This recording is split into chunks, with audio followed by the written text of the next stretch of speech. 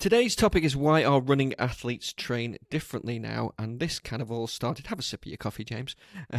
This all started probably about 12 months ago, right, when your cricket season was getting back up and running, because obviously the way we've been training runners for many years now is a lot of base work, a lot of math. Yes, we do anaerobic stuff and some sprinting as well, but most of it, because of the clients we train, we do majority of our work at math, which is still important. Because even the elite, what's the statistic? They still do 80% of their work at below aerobic threshold. So you got to do easy base work. But we realised there was a missing element, if you will. So do you want to talk about how it all started? Yeah, sure. I think just to caveat this is what the work we're doing with, say, 5K athletes, 10K athletes, half marathon, marathoners and ultras. So it's not sprinting athletes per se.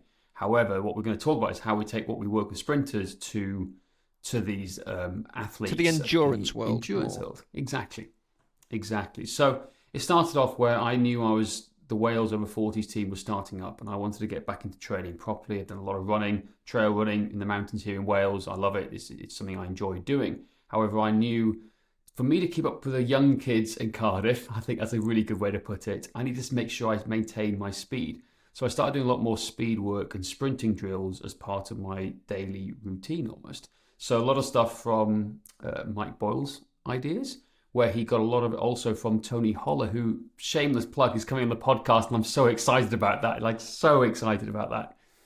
him coming on, where I've taken a lot of his concepts from what he was doing, like his atomic workout, and I applied it to me. I noticed a marked difference in my running, right? Not just my 2K, 5K sort of times, but in my sprint speed and the ability to maintain it and quick off the mark to get to balls, pick things up, running between the wickets when I'm playing cricket. And I was like, wow, this is interesting. And I felt better from it. I felt more springy, I think is the best way. I had more leap, I had more bounce. I was like Tigger, from Winnie the Pooh a little bit more. So it was that idea. Then we went, right, let's see if we can play with this with our clients. Let's introduce some of these concepts to some of the runners. Because as you all know, one of the biggest problems with runners is that they don't particularly want to go to the gym, most of them. The ones who work with us, they do. But a lot of runners... But not often. They might only have twice a week, maybe, maximum, because they want to spend the rest of the time running, right? Exactly. They choose to run because of the simplicity. You just need a pair of running shoes, go outside. They love it for the outdoor freshness, whatever reason they choose. So we've got to think of ways to get them some strength training into it without them strength training almost. And it was this idea that kind of came into it. And we were like, well, no, let's try this out. Let's give them some running drills. Because a lot of runners have poor, tight, and weak hip flexors, right? They don't have any bounce. They don't necessarily have great technique. Yeah, no bounce. I was going to say, how often, just to interrupt for a second, how often do you see because we are talking about recreational runners here, we don't train athletes. Recreational... We do a cricket matters. We do a cricket matters, yeah, all right. We do a cricket matters, the strength matters. Running along the pavements and they are like literally pounding the pavements. You can hear them coming from a mile off because their feet are slapping on the floor, and so it's like they're missing that bounce. Missing the bounce. There's no technique. There's no leg drive. There's nothing, right? There's just plodding along at the same monotone type voice over and over again with a look of anguish on their face, right? I think that's the best way to put it. Yeah.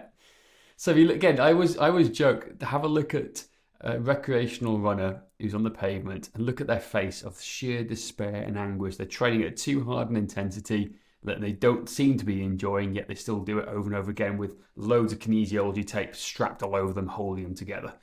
It's crazy. But I think that's how we've changed it now to make sure that we're getting a lot of our endurance athletes running and training like sprinters. How would sprinters warm up? What's a track session look like for this? Now, this is more technique-based as opposed to killing them. It's like an easy day for them, like a recovery day almost in some respects. But we're trying to get them more bounce, more spring in their step, more pep in their step, as some of the people say, and work on their running mechanics like that of a sprinter. And what we're seeing is having a huge benefit over to our everyday athletes, but also our athletes as well at Cricket Matters, aren't we, Josh? Yeah, absolutely. What are some of the, briefly describe some of the drills we've got them doing now? Yeah, very simple. Really simple, in fact. We're focusing on the A series, the A skips and the B skips. We're doing single leg hops, single leg bounds, single jumps, We are doing a lot of basic hurdle work, I think. Fast marches, little hurdles, yeah. Yeah, wickets is a big thing. Like that's a Tony Hollow 101 thing. Like how to make an athlete run better, make them run over wickets. It's very simple here, and it's cheap as well. It's not expensive equipment. You can go down the park and do it. So we're putting all this together in the package where it lasts 30 to 40 minutes, where it's just technique focused. It's not designed to kill them. Because again, I'm just stealing loads of Tony's quotes now, but you want to sprint as often as possible, as fast as possible, as fresh as possible. We're kind of adopting that mentality, but with a bit more safety in mind for the aging athlete, I think is where we're trying to go with it. And they enjoy it as well, right? It's a bit of a change up. They love it, as you say. It's getting that was a missing element. Forget the fact that this is running specific. Just the basic plyometrics was something that was missing, which is why we were noticing that some of our clients were a bit ploddy because the old adage is true. If you want to train slow, be slow, and all that. If you want to train.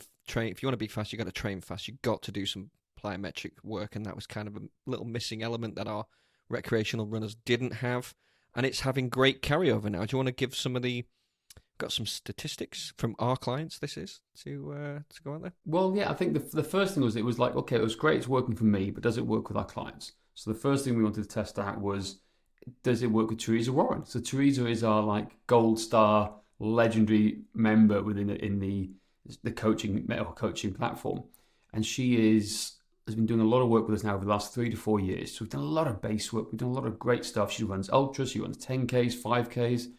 She's 54 years young, I think she is, but she's getting faster and faster at the moment. So what we saw was she did a 5K run where she absolutely smashed it. What was the time?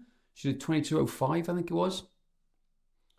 At 54 years young, where her previous race best was 22:24 back in 2016, right? So we're talking a PR on the same race that she hasn't been able to do since then. And it's all other things. She's done a park run, a previous park run best was 21:59 in 2017 on a flat scape. It's huge, isn't it? Yeah, absolutely. Hey, she used to be your client. You then viciously passed her over to me, and I've been training her now for the past few months. And yeah, she's just seems to be improving, getting quicker and quicker. We're not talking huge margins, but she is an experienced runner, so anything shaving seconds off for her is a big achievement. She's just done a 10K trail race in under 48 minutes, which is for a trail race really good. She is I think it's next month, isn't it? She's doing a half marathon with the aim of hitting 1:45, which I have every faith that she is going to do. In fact, I think she might even beat that. Fingers crossed. I think that trail race in 47:50 is a really good benchmark here, because what we know is our standard is 8 minutes and under for men as our gold standard, right? Yeah. That's a regular 10K as well, not a trail. Yeah. So under 48 minutes puts you in the top 10% of runners in the world who can run 10K under that time. That's the data we get from all the running data in the world. But Teresa's running at 47:50 at 10K, right? She's definitely more a long endurance athlete as opposed to the shorter, faster stuff. But by doing this, we're getting her more spring, more bounce, and it's just having a huge carryover effect. So for anyone out there now thinking about, how do I incorporate into your training? Well, Teresa's pretty cool with us. She trains with us almost 7 days a week, isn't it, Josh? I think.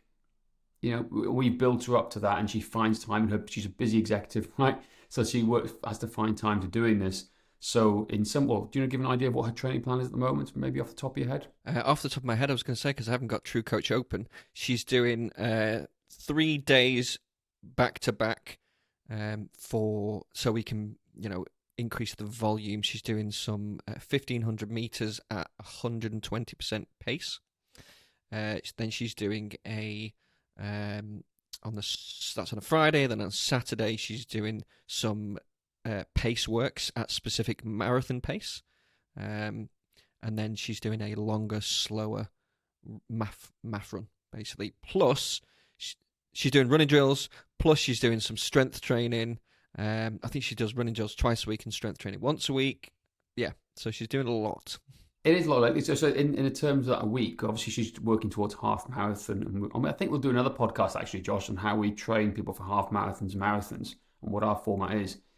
But yeah, so you're looking at one strength training session a week. We've gone down to 2 running drills a week. That's 3, plus 3 back-to-back runs. 3 back-to-back sessions, and she has Sundays off. Sundays off. There you go. And a bit of mobility as well. Plus, she always throws in the odd park run as well, without me telling her to. So there's lots of stuff going on here, but that's how we format it. So like we've gone down to one training session, strength-specific training session a week leading up to the marathon run. But we're getting away with that because we're doing these sprinting drills to gain the strength work, which is more strength-based than you think if we're doing the bouncing and the A-skips and the marches. So there you go. Yeah, absolutely. And one other quick example is another client of ours called Sarah Pacella. She been with us for about, would you say about a year now, is it, about James? Something like that, yeah. Come back from a serious knee injury. So when she first came to us, she couldn't do it. She's a big fan of running and swimming. Couldn't do any running because we had to rebuild her leg strength, basically. So obviously walking we started with.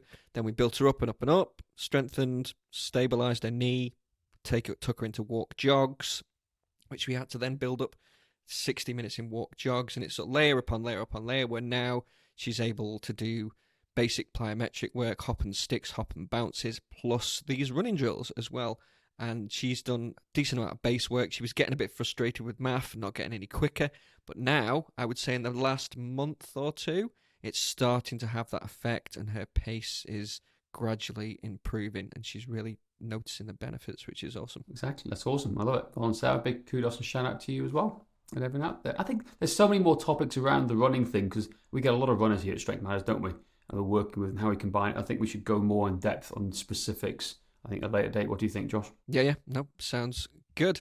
That is it for today. Please don't forget to rate, review, and subscribe. And if you want to find out more about what we do and how we do it, you can have our system of training. Go to strengthmatters.com/system and get our free ebook.